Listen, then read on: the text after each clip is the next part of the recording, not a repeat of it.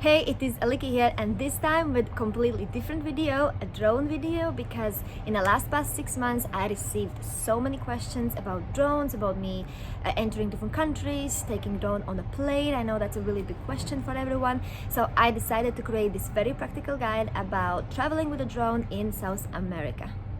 At first, I'm gonna cover general things that are kind of more or less similar in a lot of countries, and then I'm gonna go more in detail about South America. So I would like to start saying that there is no one drone law that works for all the countries. Every single country has different requirements of flying drone in that country and bringing in the drone. There are like categories, levels, permits, licenses. The online is full of information, but I think the main thing you can stick with is to get a drone that is smaller than 250 grams, and then more or less 90% of the time you will have no issues, because those little drones fall under a category that is like, you're fine.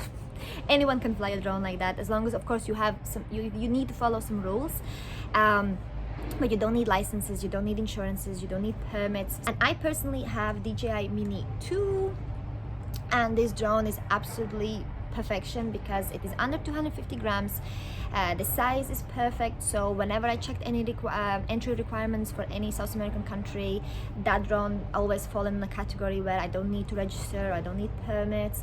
The drone itself is really like smart and good, and for example, if I fly somewhere where I can't fly, it will automatically notify me and it will emergency land. So it's like super hard to break a law and fly somewhere because the drone is actually, you know, helping you.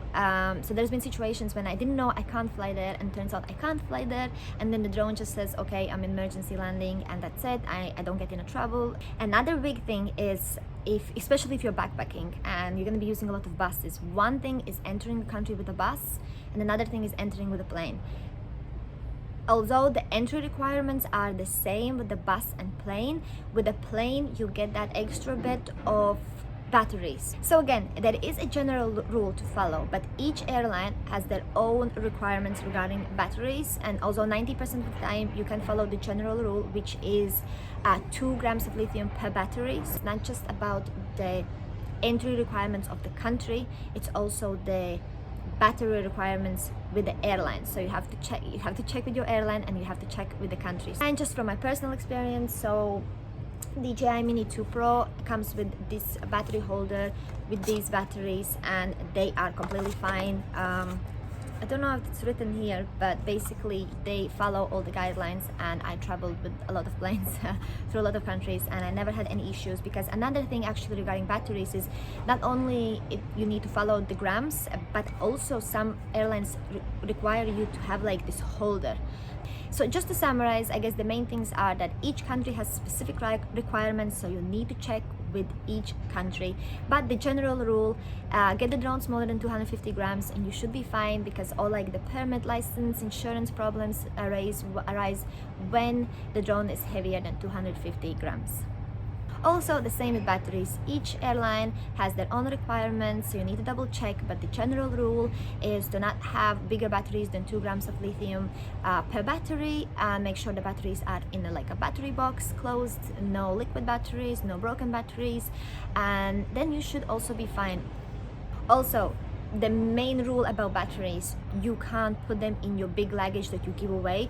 Always, always, always, all batteries have to be in your carry-on luggage.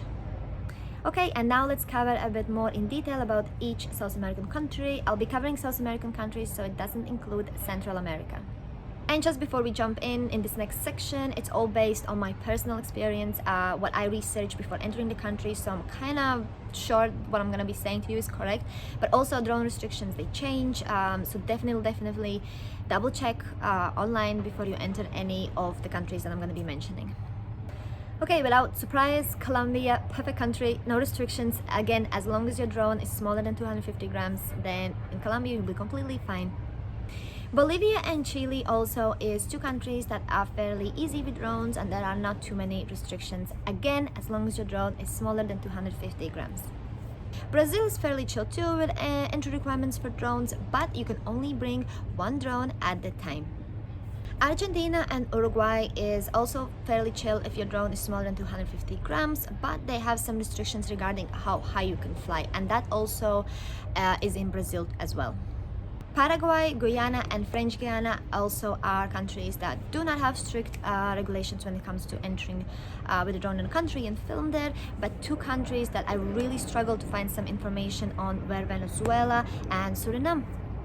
So those two countries I didn't travel myself, so I don't know from my personal experience, and as much as I tried, I really couldn't find like an information that I would rely on 100%. Two countries I want to cover in detail is Peru and Ecuador. So in Ecuador, if your drone is more expensive than $500 US, you have to declare it and you have to pay an import tax for it.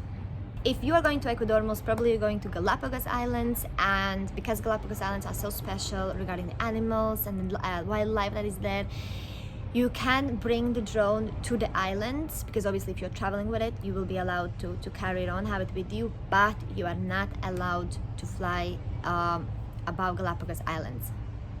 In Peru, you also have to pay a tax, and in Peru it doesn't matter what was the price of the drone, as at the moment the drone is more than 250 grams, you definitely have to pay an import tax of around 18%. And again, I would like to mention that most probably if you're going to Peru, you're going to go to Machu Picchu, and Machu Picchu is an area where you can't fly drones.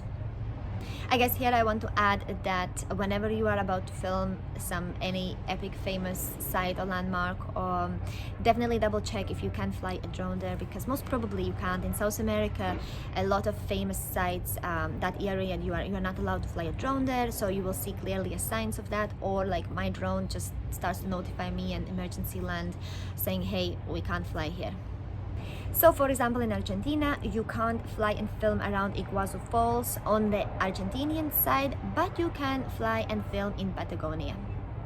So again, if I have to summarize regarding South America, the main law to follow is to have a drone smaller than 250 grams.